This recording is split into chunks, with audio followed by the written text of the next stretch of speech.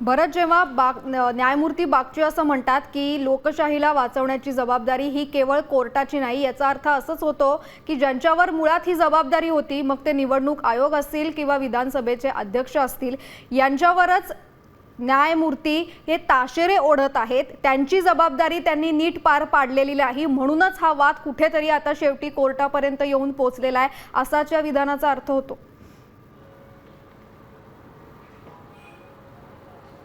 नक्कीच जर आपण हे सगळं पाहिलं तर या विधानाचा अर्थ तोच होतो की ज्या पद्धतीने निवडणूक आयोग असेल, विधानसभा अध्यक्ष असतील, ह्या खरं तर या सगळ्या सार्वभौम अशा घटनात्मक संस्था आहेत, त्यांना स्वतःचे अधिकार स्वतः घेण्याचे अधिकार आहेत.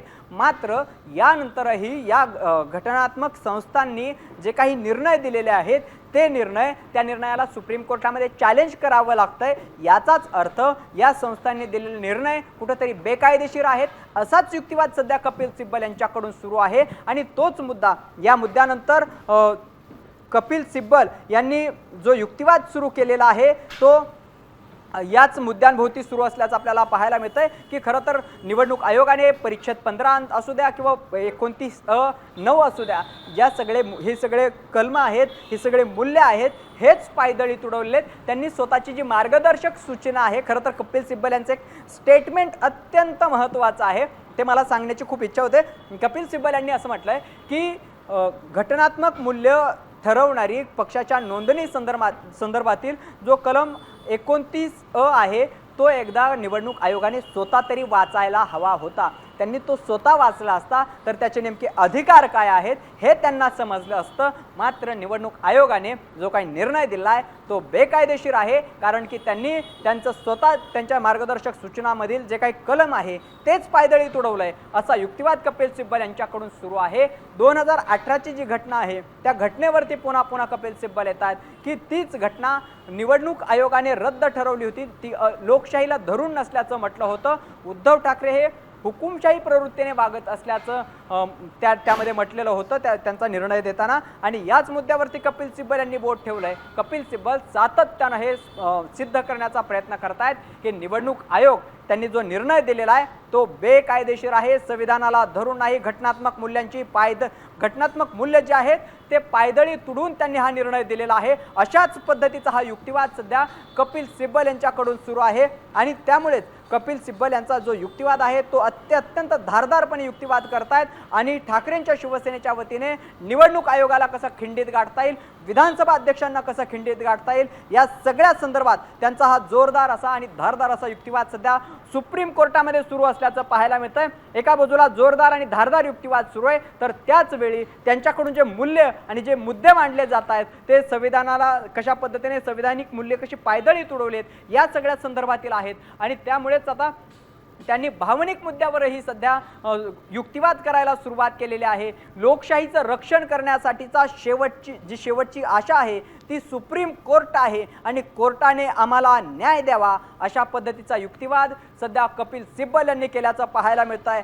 याच युक्तिवादानंतर न्यायमूर्ती जयमाल्य बागची आहेत यांनी एक स्टेटमेंट केलेलं आहे. खरं तर फक्त न्यायालयानेच नाही तर देशातल्या प्रत्येकाची ही जबाबदारी आहे, सामूहिक जबाबदारी आहे ती संविधान आणि लोकशाही वाचवण्याची. त्या सगळ्या संदर्भात जयमाल्य बागची यांची अत्यंत महत्त्वाची टिप्पणी सुद्धा आपल्याला पाहायला मिळते. त्यामुळे सुप्रीम कोर्टामध्ये जो युक्तिवाद सुरू आहे हा अत्यंत शिगेला पोहोचल्याचं आपल्याला पाहायला मिळत आहे.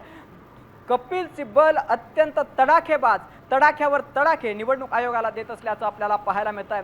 विधानसभा अध्यक्षांचे जे अधिकार आहेत आणि त्यांनी घेतलेला जो निर्णय आहे त्या विरोधातही कपिल सिब्बल जोरदार युक्तिवाद करत असल्याचं आपल्याला पाहायला मिळत आहे. नक्कीच भरत, विधानसभा अध्यक्ष यांच्या भूमिकेवर कपिल सिब्बल यांनी जो युक्तिवाद केला आहे त्याच्यावर न्यायालयाकडून काही टिप्पणी करण्यात आलेली आहे का? आणि जर का विधानसभा अध्यक्षांच्या भूमिकेवर न्यायालयानं ताशेरे ओढले तर याचा नक्की राजकीय काय अर्थ होऊ शकतो, त्याचं काय विश्लेषण कराल तुम्ही?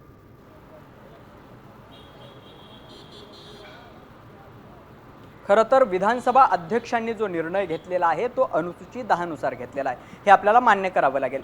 अनुसूची 10 नुसार त्यामध्ये स्पष्ट करण्यात आलेलं आहे की पक्षामध्ये विधिमंडळ पक्षामध्ये पडलेली फूट किंवा आमदारांचा एखादा गट ज्यावेळेस पक्षातून बाहेर पडतो, अनुसूचित 10 मधील उपकलम 4 त्यांना इतर पक्षामध्ये मर्ज होण्याचा म्हणजे विलीन होण्याचा किंवा त्यांना स्वतंत्र गट म्हणून बाहेर पडण्याचा अधिकार असतो। यामध्ये आत्तापर्यंत तरी असं कधीच आणि कुठंच घडलं नव्हतं की वेगळा जो गट झालेला आहे विधिमंडळ पक्षातील आमदारांचा 2/3 आमदारांचा किंवा 2/3 खासदारांचा जो गट आहे तो वेगळा होईल आणि त्यांनी थेट पक्षावरती दावा सांगितलाय। असं भारताच्या इतिहासामध्ये आत्तापर्यंत स्वतंत्र भारताच्या इतिहासामध्ये तरी असं कधी घडलं नव्हतं। अशा पद्धतीचा युक्तिवाद कपिल सिब्बल यांनी केला।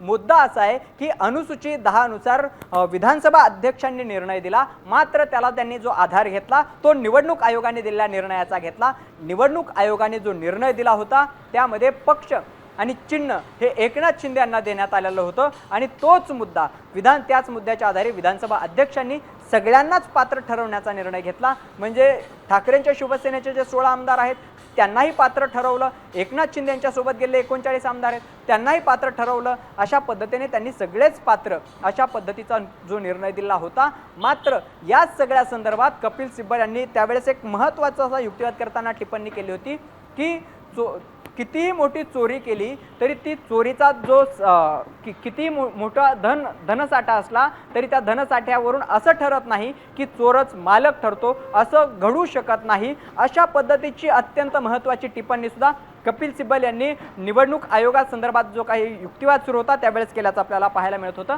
आज सुद्धा कपिल सिब्बल निवडणूक आयोगाने घेतलेले जे निर्णय आहेत ते कसे बेकायदेशीर आहेत, विधानसभा अध्यक्षांनी घेतलेला जो निर्णय आहे तो कसा बेकायदेशीर आहे, त्याचबरोबर आमदारांच्या अपात्रतेसंदर्भात विधानसभा अध्यक्षांचा जो निर्णय आहे त्याला सुद्धा जे आव्हान देण्यात आले त्यातलाच एक महत्त्वाचा मुद्दा म्हणजे हे आमदार जर अपात्र झाले तर निवडणूक आयोग ज्याच्या जीवावरती म्हणजे विधिमंडळ पक्षातील 2/3 सदस्यांच्या बहुमताच्या जोरावर त्यांनी जो निर्णय घेतला होता त्या निर्णयाचं काय करायचं, तो निर्णय निरर्थक ठरेल अशा पद्धतीने आणि त्या निर्णयाच्या नंतर आत्तापर्यंत वेगवेगळी जी पदांचा लाभ घेण्यात आलेला आहे त्याचं काय करायचं असा अत्यंत उद्विग्न असा सवाल कपिल सिब्बल यांनी सुप्रीम कोर्टामध्ये विचारल्याचं पाहायला मिळतंय।